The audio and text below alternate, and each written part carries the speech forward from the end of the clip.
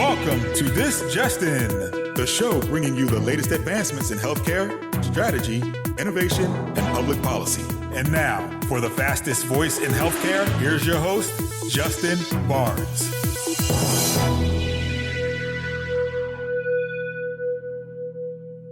Thank you for tuning in and welcome to This Just In. I'm your host, Justin Barnes. In these segments, I'll bring you the latest advancements in healthcare, strategy, innovation, and public policy. As always, we're broadcasting from the This Just In studios on the Business Radio X network, as well as the Healthcare Now radio network. For this episode, my 234th episode, we have a very special first-time guest, Angela Benmassaoud, Vice President of People from Qure4U Health. Welcome to the show, Angela. Thank you, Justin. I'm so happy to be here. I'm excited for you to be here and get to know you a bit more, and also just share, your best practices and thoughts around human capital, people, strategy. It's been a pleasure to get to know you over the past, 4, 5, 6 months now. Yes, I can't believe how fast time has flown. It's been about 6 months already. Yeah, cool. Well, I enjoy the opportunity to always speak with you. So let's dive right in. So where'd you grow up? So I grew up in Bayside, Queens, New York, lived there through elementary school, and then moved with my parents, obviously, through to Bethlehem, Pennsylvania, lived there for several years, went to high school, spent a little bit of time in Colorado, and moved to Tampa, Florida in 2014, and absolutely love it. I don't even like going back home anymore because I love the sunshine and the gorgeous weather of Florida. I know, as you know, I'm in Florida part-time, but also live part-time in Georgia. And it's been so brutally cold. I'm in Georgia now, and the studio's here, and it's about 28 degrees or 25 degrees outside right now. And I've been here for now about a week, and it's been quite difficult. So I get the beautiful weather in Florida for sure. Oh, wonderful. And you get the best of both worlds. You have the sun and the beach when you want it, and some of the mountains and the gorgeous green of Georgia. Very true. Very true. I feel very fortunate. So tell us about your passion for human capital and people. And before we dive in there, I have a deep respect for that position. It's about, I guess we were was one of the founders, early leaders of a company called Relay Health. And we hired a vice president of human capital. This is back in 98, 99 timeframe. And that was the first time I ever interacted with someone like that. And it was not HR. It was far beyond HR, because people and culture and where it's human capital is a key component, usually the most successful component of a business. Innovation is one thing, but without people, your innovation is not going to go very far, or certainly see its potential. So I was exposed very early on to that position, and it was so critical to my success even at a younger age and the success of my businesses. So I have a deep respect for what you do and what in your strategy. So we'll start off with that. But tell us about your passion. Well, thank you. I have had a passion for HR and people since childhood. My mother worked within human resources for Avon Corporation in New York City for many, many years. Funny story, I actually happened to go there as a child many times, and as an adult in one of my roles had the opportunity to go back there to actually pitch HRO services while I was with Wipro. So interesting how things really circle back. But as far as human capital and the areas that I'm very passionate about. So first off, you have to love what you do, and kind of as you hear my story and kind of how long I've been in HR. You have to be passionate about your work. And so I'm all about wanting to touch people's lives and really be passionate about seeing individuals' careers grow. I would say the next area is really kind of focusing on their careers, right? For me, it's so much more than just professional development. It's really trying to understand that individual, helping them understand our organizational goals and objectives, and then aligning the two, and together ensuring that not only is our organization meeting its goals, but also our employees are meeting their personal and professional goals along the side. Yeah. And then I would say the last piece would really be about kind of organizational communication and empowerment, really focusing on and ensuring that us as an organization are all aligned on vision and mission, and then communicating those regular updates to our team, ensuring that they're contributing to that direction that we're going. So, really being passionate, taking an interest in careers and aligning objectives, and then just communication. It's excellent. And yeah, as a leader, it's critically important, that we work alongside these types of strategies because you enable me and my teams and in other leaders to achieve much greater, success. And so I've certainly witnessed that with you, but then also certainly through just my past. It's a topic that I was excited to have and host because I don't think people spend enough time focusing on culture and focusing on their people. They obviously understand the importance, but developing them, creating the right culture for everybody to thrive. That's when you really truly build, in my opinion, a multi-billion dollar business or even $1 trillion business with Apple. So phenomenal. Oh, yes. And one of the areas that has really stood out to me too with our team, especially your team, they are hungry, motivated, driven. They embrace all of the development opportunities that we have. And I have to say, Qure4U is the first company I've come in and worked for where we have a coach who is on staff with our sales team and working side by side with them to continuously improve and advance their skills. And they are so embracing of it. Yes, I completely agree. And just met with him a couple of days ago, and he's as amazing as ever. So tell us about your background, just what inspired you to join Qure4U and some of those early days. Happy to. So from my first interview with Monica, followed by the remainder of the executives, I've been blown away by the openness and character of each person I've interacted with. Monica's candor, her passion, as she spoke about her mission to improve healthcare and increase access through services like our digital check-in feature and remote patient monitoring. Through my first conversation with you, when I asked you why you joined Qure4U. Yep. Do you remember what you said to me? I do. Yes. So I remember you saying, I remember your response being, Monica and Torsten had asked for my advice, not my Rolodex. And we really talked through how they asked your advice on growing the business. And today, obviously, I can see how much they've taken hold of our business. I know we talked about Florida, and you've really expanded our growth across the nation today. How have those insights been for you since then? Yeah, I mean, I think it's important to even take a moment there to talk about, there's a lot of people who see growth leaders and sales leaders and marketing leaders and want to use them for their Rolodex and use them for their contacts. And that can certainly happen over a period of time, but you got to build trust. And this is a great topic for, half my listeners are CEOs. And it's just something to take a moment just to digest a little bit and go, you want to surround yourself with people who do have deep contacts, which is wonderful, but more so can offer you really sage advice, can help you navigate the waters. And I tend to work with a lot of younger leaders or leaders who have not, been in the industry for 20, 30, 40 years, but rather this might be their first startup or their first company. And there's a lot to navigate there. So just, from a leadership perspective, really helping them with some of those fundamental foundations, and then obviously opening up the Rolodex and contacts. And the Rolodex is far beyond just customers. It's also, as you know, employees. I think half, the team at Qure4U comes from my past, either actually at Relay Health or McKesson or Greenway. So it really is, there's much more to it than just than sales assistants. It's really building people. It's building culture. It's giving you the foundation for success. So yeah, I agree with you.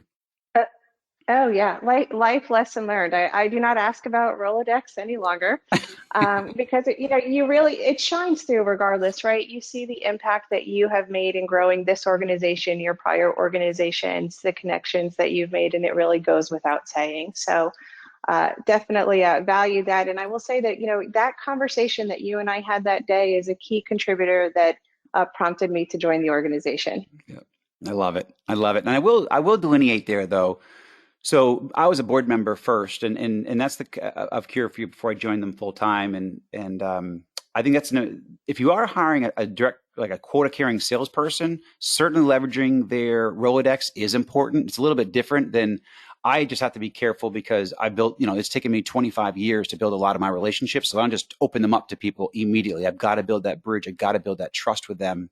But on the other side, if you're hiring just a pure salesperson, that Rolodex is very important because you want them, they're going to be in a territory that could be newer.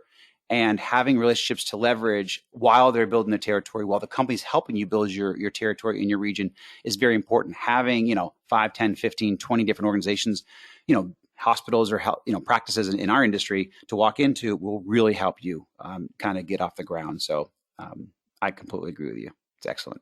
Yes, and I think a perfect example of that and how we leverage kind of not necessarily directly asking for the Rolodex, but hiring our sales talent is really working with them to create their business plan and having them present those business plans to us, which really become then their first 90-day roadmap.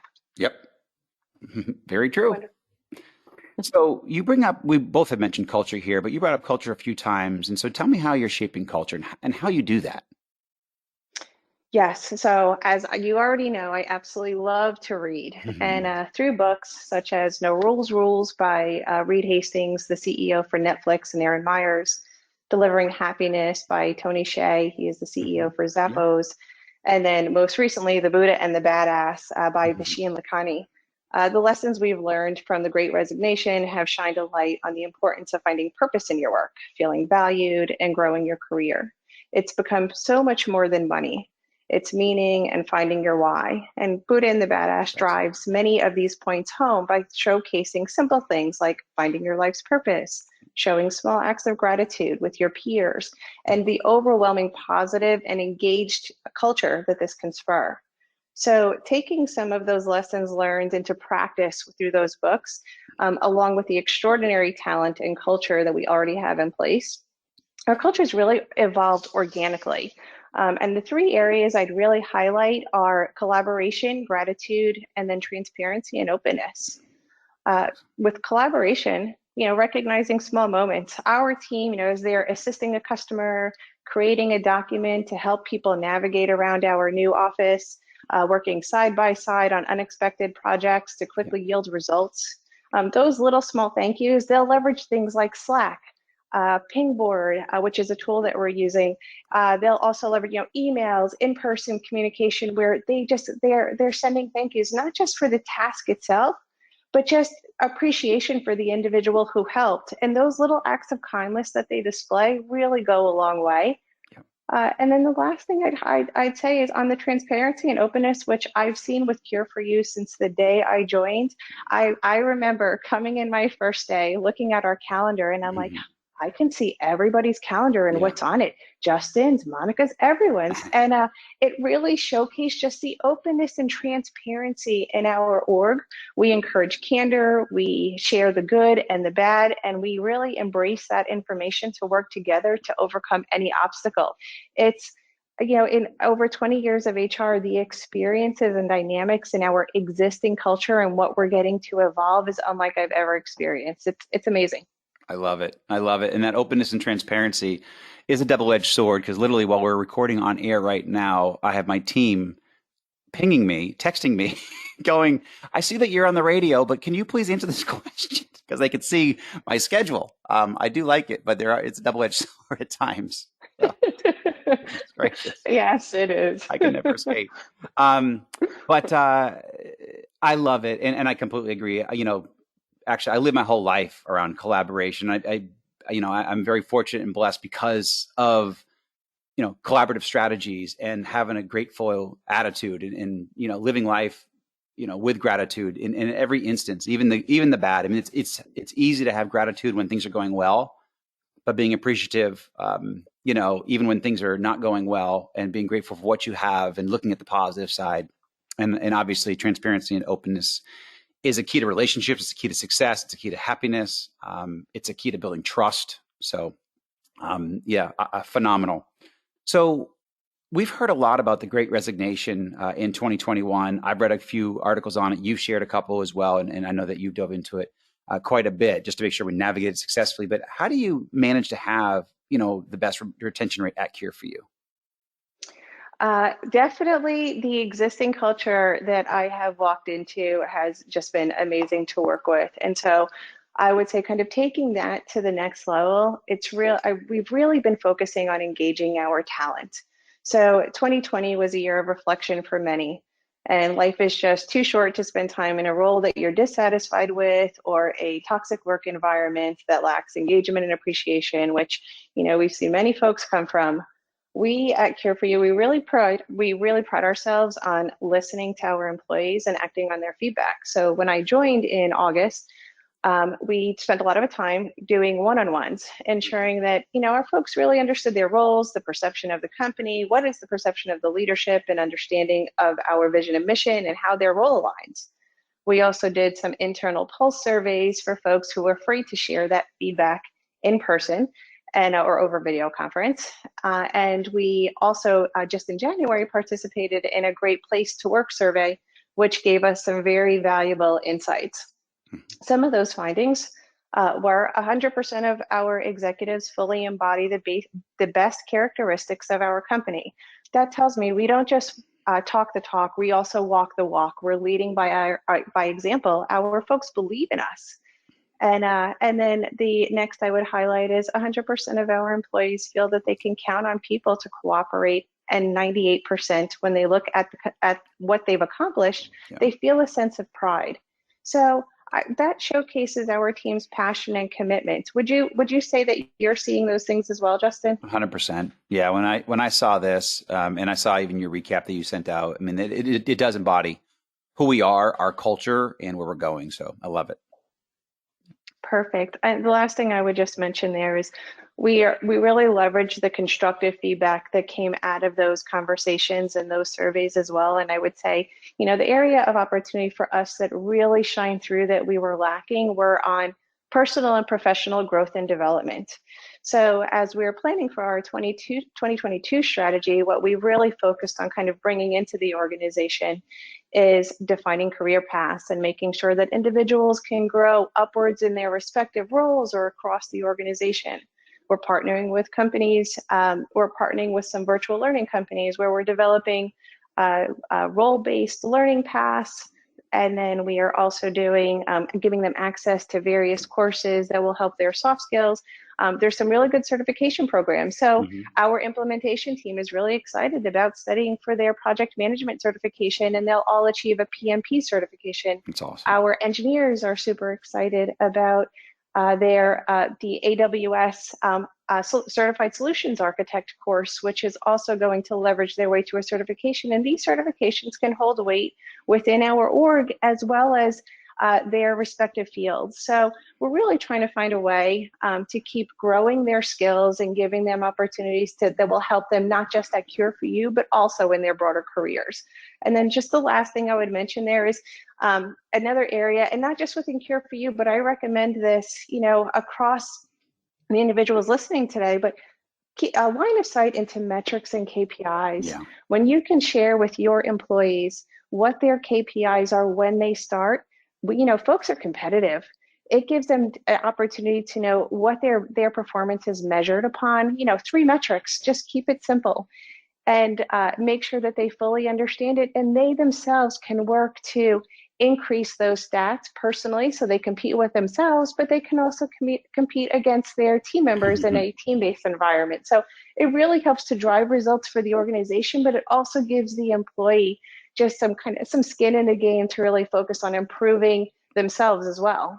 Yeah, I completely agree. And I'm a very big supporter of education for your team consistently. As you mentioned earlier on, I've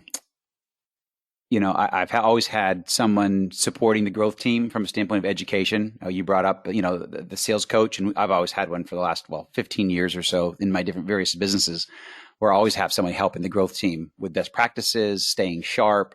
And I just believe across the board. So it doesn't matter what department you're in, I do wholeheartedly support, advancing yourself, education, and obviously, as you mentioned, measuring, KPIs and metrics. You got to measure, on a consistent daily basis, weekly basis, monthly basis. So.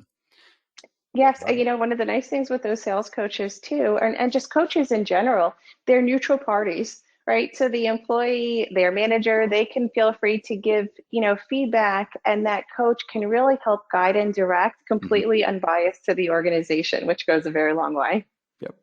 Very true. So we're coming into the last 5 minutes or so of the show, but it sounds like you're, I know your 2021 ended up very well. But what's in your radar for 2022? A couple things. So purpose driven, people want a career where they find purpose. We've seen a lot of studies about that, especially over the last 2 years. And Qure4U offers a purpose by leveraging technology to improve and increase access to healthcare. We want to help our healthcare practitioners by relieving their burnout. We want to increase access to healthcare in rural and remote areas where a physician can monitor blood pressure, glucose, oxygen levels remotely. This way the patient doesn't have to leave their home or waste time on a long commute. So that purpose really means something to individuals, right? Mm-hmm. So it helps them align their personal objectives to the organizational objectives. Love it. The next I would say, and we talked a bit about this, so I won't belabor this to death, but objectives and key results, OKRs, formed by Andy Grove, as well as John Doerr in his book, Measure What Matters. But technology moves at the speed of light, and OKRs really give us an opportunity to set these big, audacious goals on a quarterly basis while we can still be agile and flexible for innovation and meeting unexpected demands. And then another kind of buzzword that you've been hearing a lot in HR is a hybrid work environment. Mm-hmm. And so I'd say, coming into Qure4U, I've been remote, obviously, since COVID began, and kind of working through the hybrid environment and different work environments. And one of the areas that's really stood out to me with Qure4U as I've gotten acclimated to our work is that is how flexible we are in allowing where the individuals work, and we really allow it to be their choice. So we have a beautiful office, our new office in Bradenton. Yeah. As you noted, we have an office in Georgia as well, and then we have people spread out. Well, that the allowing them to kind of make that decision really allows them to be where they're going to be most productive. And many of our employees still choose to come into the office because they really enjoy that face-to-face interaction. Yeah, for sure. For sure. And then lastly, yeah, go ahead. Sorry. Lastly, I would just say performance management and continuous real-time feedback. Gone are the days of the annual performance review. So, discussing not just performance feedback, but taking an interest in where your employees' career objectives are. And again, listening for areas where you can align those career objectives to the organizational objectives really helps to keep everybody aligned. It helps the employee to see where they stand and what their future is with the organization. Yep. I love it. And I completely agree. And yeah, it's something I've had to institute a little bit more, even just the continuous feedback. And that's easy, but having it continuously measured has been the part where it takes a lot of work. And actually, you've personally been able to help me with some of that. But I do have one last question before we break. I got about 2 minutes. But we've talked a lot about, what you've achieved, since joining Qure4U. But what's your most proud achievement in your past? Thank you. Great question. As a young single mom in my early 20s, I was homeless. And in 1996, Marriott Corporation gave me an opportunity to work for one of their hotels in Colorado in human resources. And that, combined with seeing, my mom's career trajectory, I really just found my passion, and that was where I wanted to be. So, but as my HR career really took off over the years, I never really had time to fulfill my degree. I would take courses here and there, but never completed. And so in 2016, met my boyfriend, who's now my husband. He really inspired me to go back to school while he was enrolled in school as well. And I'm really pleased to say in 2019, I achieved my AA in business. In 2021, I completed my bachelor's degree. Congratulations. And I am currently, thank you, I'm currently pursuing my MBA, determined to complete that by the end of December. So I'm very focused there. And then just the last thing I want to mention from a kind of my focus for Qure4U, or one of my objectives here, is it's been a life dream of mine to achieve Fortune's top 100 list. And working for a company that has such an amazing and engaged culture, I feel like this goal will definitely be reality in the next few years. Our leadership embraces its people, our employees, its practitioners, our patients, and I have full confidence we're going to get there. Yeah, I was actually, shocked how, because I'm kind of in the throes in the, in the daily craziness of building the business. And I was just shocked at how well we scored in the best places to work survey. So I know we're well on our way. I knew we had a great culture. Yeah, I knew we had a great culture and a great team, but sometimes you're just so in the throes every single day, you actually forget what you're accomplishing. You did a phenomenal job there. I'm very proud of the whole Qure4U leadership team, to be honest, that we foster that type of environment. And actually, I don't think I've ever achieved that. Not the scores that we had were very significant. And that's also, I think it's hard to do as a younger company, just because we don't have all the tools and the budgets that a lot of the larger organizations do. But obviously, they don't have sometimes the happiness that we have and the creativity and inventiveness that a smaller company has, which leads to happiness and success. So I get that piece. But no, you did a phenomenal job there, Angela. So thank you for that. Well, thank you, Justin. It's definitely a team effort. I would say that we have a phenomenal executive team who truly puts people first. Yep, I agree. Well, we're at time, Angela. Thank you so much for joining me and having you. And it's great to have you on air. And I appreciate you taking the time out of your busy schedule to join us. So thank you again. Thanks so much for the opportunity, Justin. It was great being here. You got it. And thank you to everyone for joining us today. And please tune in weekdays at 2:30 p.m. Eastern, 11:30 a.m. Pacific. As always, you can track me on Twitter at HIT Advisor and use the hashtag ThisJustinRadio so we can respond to your comments from the show. If you missed any of this episode or want to hear more, all my shows are posted on Apple iTunes, SoundCloud, iHeartRadio, Spreaker, Google Play, and TuneIn. And also you can see some of the updates we put out on justinbarnes.com. Thanks, everyone. Stay safe.